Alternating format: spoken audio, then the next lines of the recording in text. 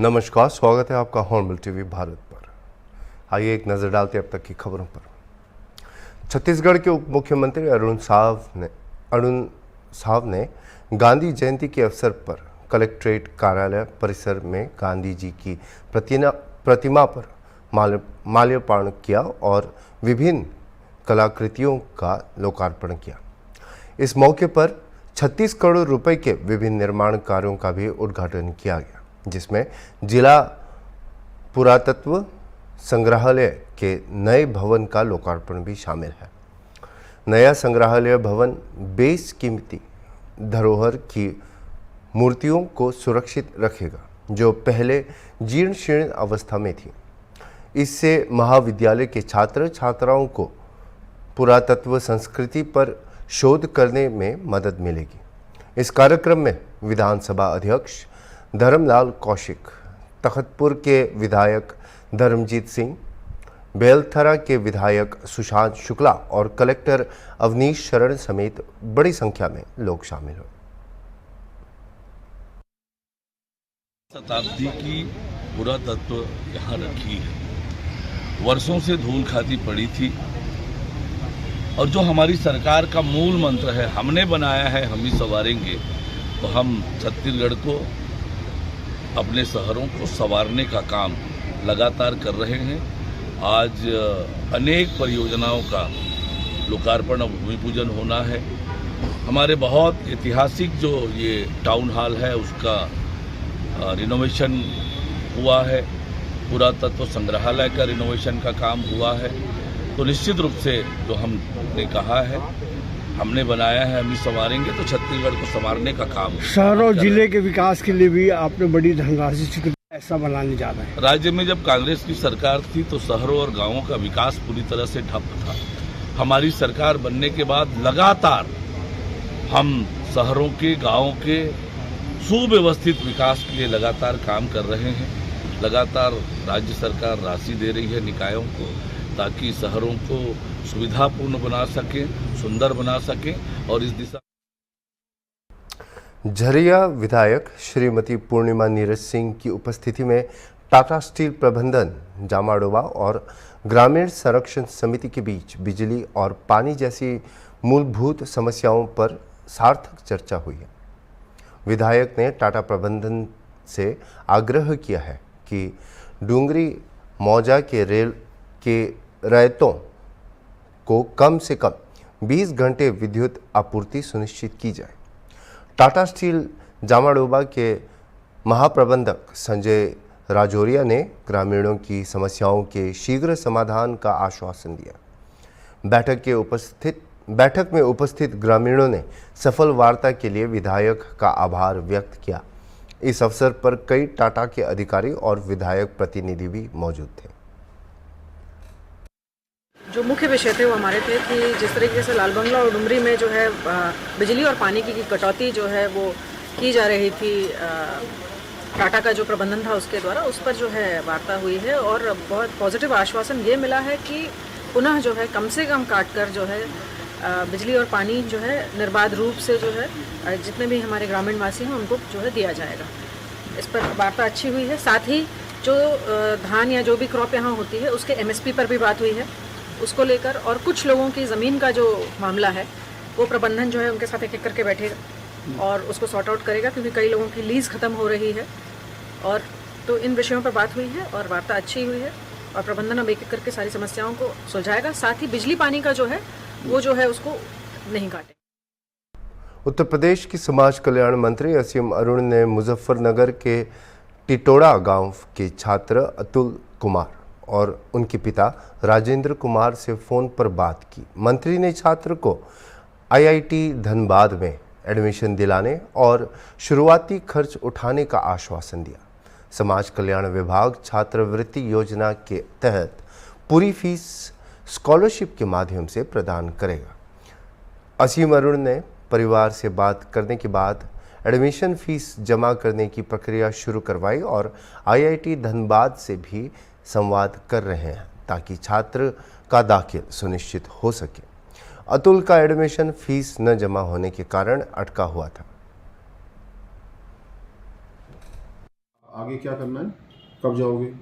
अच्छा ठीक है ठीक है ठीक है, मैंने बेटा चेक किया, मैं अभी IIT धनबाद से बात करूँगा और आपकी जो सरकार स्कॉलरशिप देती है उसका प्रबंध पूरा करा देंगे ताकि आपको स्कॉलरशिप का कोई व्यवधान ना हो। अभी कितने पैसे की ज़रूरत है मुझे बताओ, वो भी मैं तुरंत आपके पास भेजता हूँ, जिससे तो तुम कैसे जाओगे अभी पर? नहीं तो कुछ पैसे की ज़रूरत तो पड़ेगी ना अभी।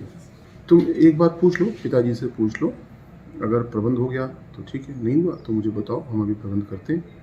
और ये तो तत्कालिक बात हो गई, लेकिन आपकी पढ़ाई 4 साल की होगी तो आपका पूरा स्कॉलरशिप का प्रबंध हम IIT के माध्यम से, मतलब प्रदेश सरकार देगी लेकिन IIT अपने सॉफ्टवेयर में डालेगी उसको ठीक से, हम कर देंगे उसको। ठीक है, तुम्हारे भाई कहाँ पढ़ रहे हैं दोनों? अच्छा ठीक है, अच्छी बात है, तो आपको भी हम करा देंगे और मुझे एक बार पिताजी से पूछ के बता दो बेटा, ठीक है? ठीक, खूब आशीर्वाद, खुश रहो। अभी करा दो। मैं ये बता था कि जो स्कॉलरशिप यूपी सरकार देती है उसमें यूपी के बाहर कभी कभी थोड़ी प्रॉब्लम आती है, तो मैंने पता किया कोई व्यवधान नहीं होगा। झारखंड के मुख्यमंत्री हेमंत सोरेन ने बोकारो के चंदनकियारी प्रखंड में 1240 करोड़ 57 लाख रुपए की लागत से 50 विकास योजनाओं का लोकार्पण किया। इस मौके पर उन्होंने बोकारो में एक medical college, Tenughat thermal power station और रामगढ़ के पतरातू में एक रेल ओवरब्रिज का ऑनलाइन शिलान्यास भी किया।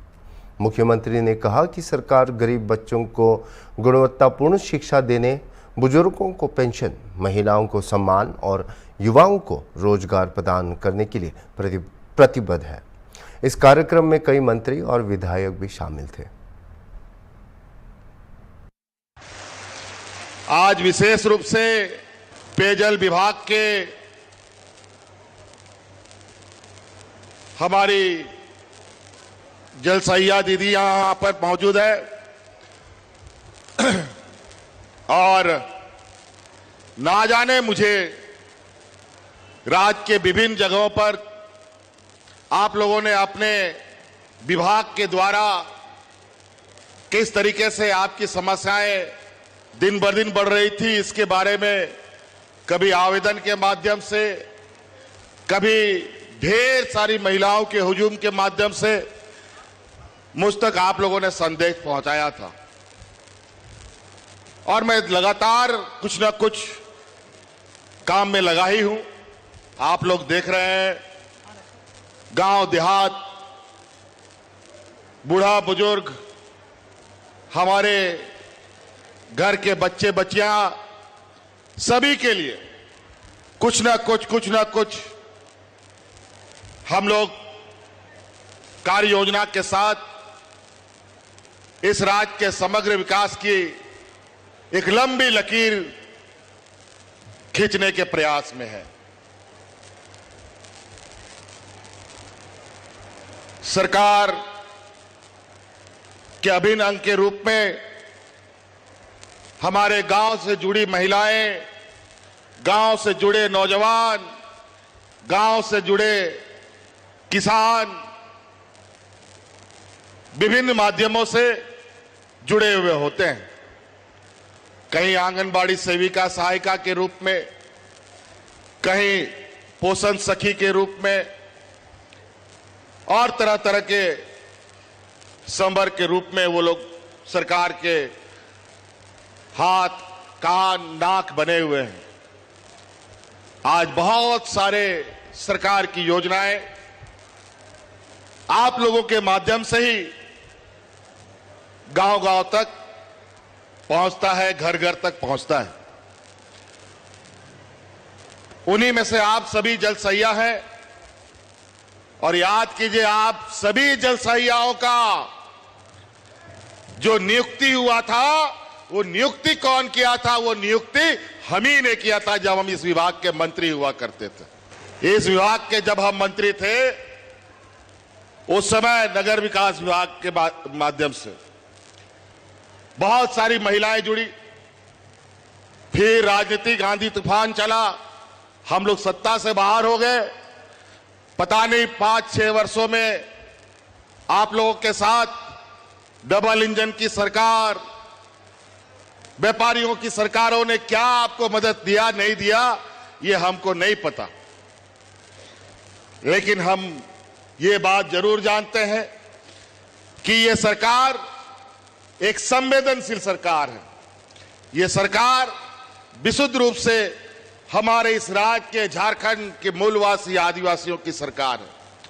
हमने हमेशा ये कहा कि हमारी सरकार रांची हेडक्वार्टर से नहीं गांव से चलने वाली सरकार है, तो हर गांव की आवाज हमारे कानों तक आती है। और आज विभाग के द्वारा आपकी फरियाद को पूरा करने का ये दिन चुना गया है। बहुत सारी अपेक्षाएं आप लोगों की थी। निश्चित रूप से कई अपेक्षाओं को आज पूरा करने में सरकार सफल हुई है और आज आपको फिर से एक ताकतवर फौज, ताकतवर विभाग का कड़ी बनाने के प्रयास में फिर से आपको हम लोग खड़ा करने का हमारा ये उद्देश्य है। क्योंकि कई जगहों पर हमें ये शिकायत मिलती है कि ठेकेदार सब बड़ी गड़बड़ी करता है और चोरी करता है और हल्का पुल्का काम करके भाग जाता है, और अभी 2 दिन भी पानी चलता नहीं है, पानी बंद हो जाता है। इसी की रक्षा के लिए, उसी का चौकीदारी करने के लिए अब जल सहिया को इसका जिम्मा मिलेगा और ये काम मजबूती से आपके हाथ में रहेगा। आप जो ठेकेदार से भी सब गड़बड़ी करेगा उसके खिलाफ आप शिकायत दर्ज कराइए, तुरंत उस पर हम लोग कार्रवाई करने का काम करेंगे।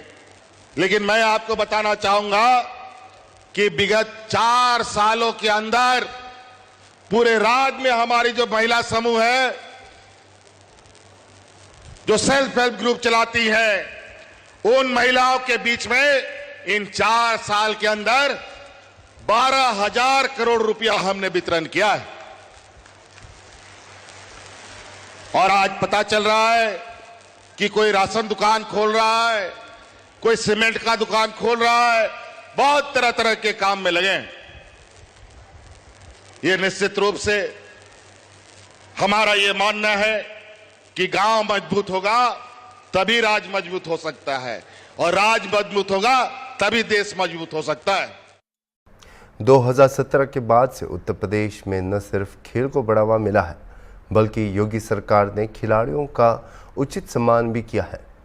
यह एक बार फिर सीएम योगी आदित्यनाथ ने पेरिस ओलंपिक और पैरालंपिक में देश को स्वर्ण, रजत और कांस्य पदक दिलाने वाले खिलाड़ियों को नगद राशि से सम्मानित कर साबित कर दिया है।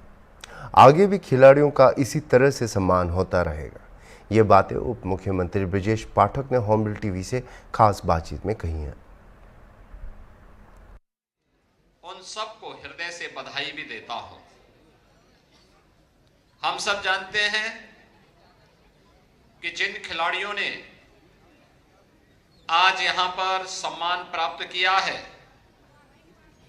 उनमें ओलंपिक में जो खिलाड़ी प्रतिभाग किए थे, श्री ललित कुमार उपाध्याय, श्री राजकुमार पाल ये हॉकी के, सुश्री पारुल चौधरी, सुश्री प्रियंका, सुश्री अन्नू रानी, सुश्री प्राची एथलेटिक्स के ये खिलाड़ी थे, जिसमें श्री ललित कुमार उपाध्याय, श्री राजकुमार पाल हॉकी इंडिया की टीम के सदस्य के रूप में इन्होंने कांस्य पदक जीता और इसके लिए उन्हें 1-1 करोड़ रुपए की धनराशि से यहां पर सम्मानित किया गया है। मैं इनको हृदय से बधाई देता हूं, अपनी शुभकामनाएं देता हूं। साथ ही साथ प्रतिभाग करने वाले सुश्री पारुल चौधरी, सुश्री प्रियंका, सुश्री अन्नू रानी, सुश्री प्राची, इन सबको 10-10 लाख रुपए की राशि इन्हें पुरस्कार स्वरूप उन्हें प्रोत्साहन राशि उपलब्ध करवाने का कार्य भी यहां पर किया जा रहा है। पैरालंपिक में उत्तर प्रदेश के जिन खिलाड़ियों ने पेरिस में वहां पर प्रतिभाग किया था, उनमें श्री प्रवीण कुमार, श्री सुहास एलवाई, श्री अजीत सिंह, सुश्री प्रीतिपाल, सुश्री सिमरन, श्री दीपक कुमार, सुश्री साक्षी कसाना, श्री यश कुमार, ये 8 खिलाड़ी प्रतिभाग किए थे, जिसमें श्री प्रवीण कुमार ने स्वर्ण पदक जीत करके आज उन्हें 6 करोड़ रुपए की पुरस्कार राशि से आज यहां पर सम्मानित किया गया है। श्री सुहास एलवाई ये पैरा बैडमिंटन के खिलाड़ी हैं और उत्तर प्रदेश सरकार में खेल विभाग के सचिव भी हैं। उन्हें लगातार दूसरी बार ओलंपिक में रजत पदक प्राप्त होने पर उन्हें 4 करोड़ रुपए की राशि से यहां पर सम्मानित किया गया है। सर खेल को सम्मान मिला, उप मुख्यमंत्री ब्रजेश पाठक जी हमारे साथ हैं। सर बात है सर, आज खेल को सम्मान मिला है, क्या कहेंगे? मैं सभी खिलाड़ियों को जिनको पुरस्कृत किया गया उनको बहुत बहुत बधाइयाँ देता हूँ। हमारी सरकार की प्रतिबद्धता है कि हम पूरे प्रदेश के जो उदयमान खिलाड़ी हैं उनको आगे निकालेंगे, सम्मानित करेंगे और खेलों को बढ़ावा देंगे। ठीक है, आप ब्रजेश पाठक थे, इनका साफ कहना है कि हमारी सरकार में जितना खेल को सम्मान मिला है और आगे भी यही सम्मान मिलता रहेगा। लखनऊ के इंदिरा गांधी प्रतिष्ठान में खेल और खिलाड़ियों के सम्मान में आयोजित कार्यक्रम में पदक लाने वालों को करोड़ों रुपए से सम्मानित करने के साथ सीएम योगी आदित्यनाथ ने खिलाड़ियों को प्रशिक्षित करने वाले कोचों को भी लाखों रुपए का सम्मान देकर सम्मानित किया। यूपी में ऐसा पहली बार हुआ है जब ट्रेनर को सम्मानित किया गया है। ये सिर्फ खेल और खिलाड़ियों को बढ़ावा देने के मकसद से उठाया गया कदम है। खिलाड़ियों के सम्मान के मौके पर हॉर्नबिल टीवी ने यूपी के खेल निदेशक आरपी सिंह से भी खास बातचीत की।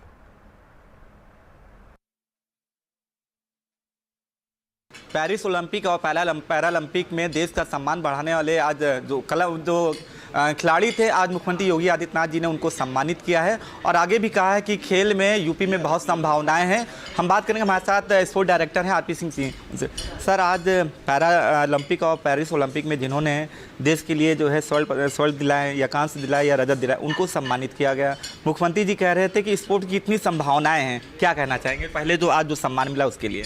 देखिए, सबसे बड़ी बात है माननीय मुख्यमंत्री जी ने जो हमारे पेरिस ओलंपिक में जो प्रतिभाग करने वाले खिलाड़ी थे और पदक प्राप्त करने वाले, और पैरा ओलंपिक में प्रतिभाग करने वाले और पदक प्राप्त करने वाले जो खिलाड़ी थे उनको नगद पुरस्कार से सम्मानित किया गया।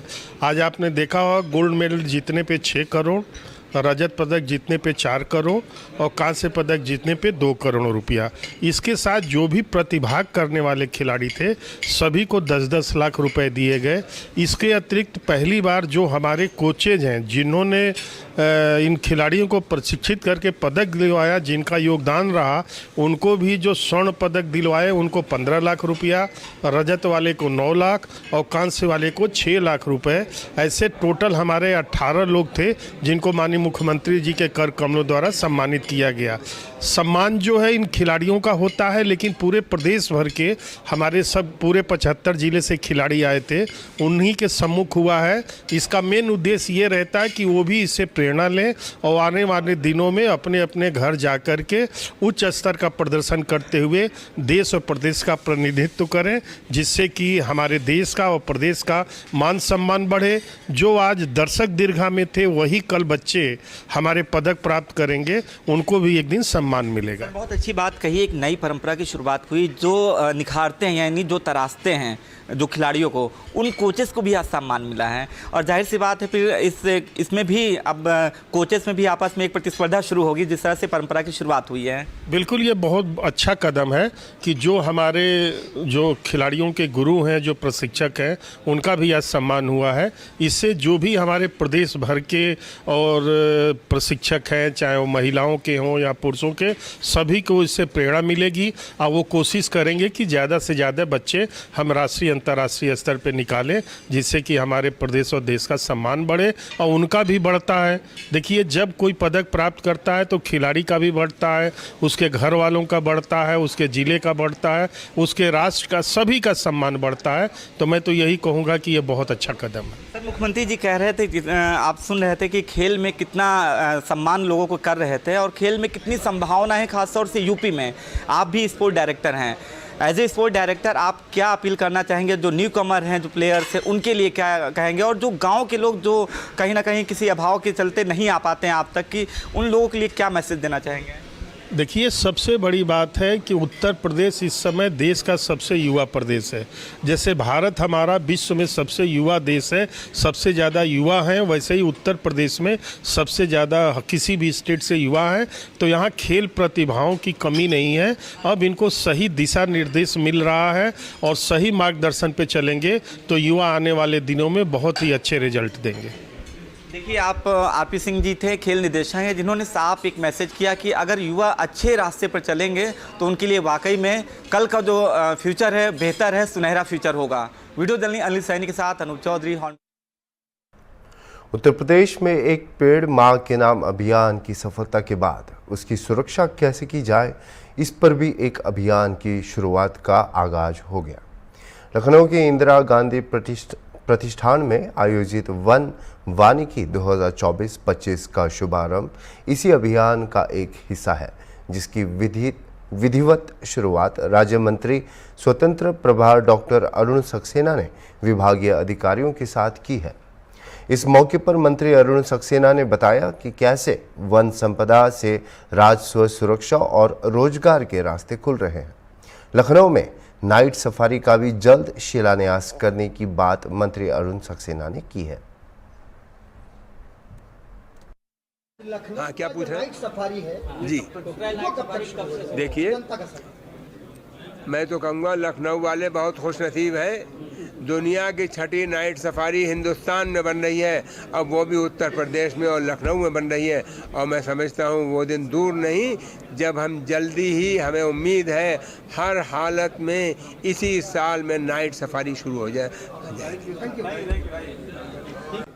देखिए, हमारा जो प्रमुख कार्य होता है वन विभाग का, वो होता है वनों का संरक्षण, वन्य जीव का संरक्षण, वृक्षारोपण। तो हमारे यहाँ वृक्षारोपण अब की बार 36.5 करोड़ एक ही दिन में हुआ, जो माननीय मुख्यमंत्री के नेतृत्व में हुआ। और हमारे प्रधानमंत्री मोदी जी ने जो ये कहा कि एक पेड़ माँ के नाम, तो माँ के नाम से पेड़ लगाने पे आम जनता जुट गई। आम जनता के सहयोग से, वन विभाग के सहयोग से, सभी सरकारी कर्मचारियों के सहयोग से, सभी सोशल सर्विस ऑर्गेनाइजेशन, चाहे वो व्यापार मंडल हो, IMA हो, डॉक्टर्स के ऑर्गेनाइजेशन हो, लोक भारती हो, और बहुत से वकीलों के संगठन हो, जितने लोगों के संगठन हैं, स्कूल कॉलेजेस हों, यूनिवर्सिटीज़ हों, यूनियंस हों, सब मजदूर हों, सब लोग लग गए और उन्होंने वृक्षारोपण का वो अभियान किया कि 36.5 करोड़ पेड़ एक दिन में लगा दिए। ये रिकॉर्ड न केवल हिंदुस्तान में है बल्कि दुनिया में रिकॉर्ड है कि कहीं एक दिन में इतने पेड़ नहीं लगे, और ये उत्तर प्रदेश में लगे, जिसकी सराहना हमारे प्रधानमंत्री परम आदरणीय मोदी जी ने अपने मन की बात कार्यक्रम में किया है। मंत्री जी, वृक्षारोपण बहुउद्देशीय कार्यक्रम है, आप हर वर्ष करते हैं और बढ़ा के करते हैं, लेकिन पौधों के संरक्षण को लेकर के सवाल उठते हैं हमेशा। क्या इस दिशा में कुछ इनोवेटिव आइडिया है? अब की बार हमारे मुख्यमंत्री योगी जी का नारा है, पेड़ लगाओ पेड़ बचाओ। अभी तक हम पेड़ लगाने पर थे और हमने पेड़ लगाए। अब आज से हमारा पेड़ लगाओ कार्यक्रम कल तक और चलेगा। उसके बाद हम पहले 9 दुर्गे से 3 तारीख से पेड़ बचाओ अभियान शुरू करेंगे कि जहां भी पेड़ लगाएं उससे कहेंगे जिस। अभी के लिए इतना ही, और खबरों के लिए आप देखते रहिए हॉर्नबिल टीवी।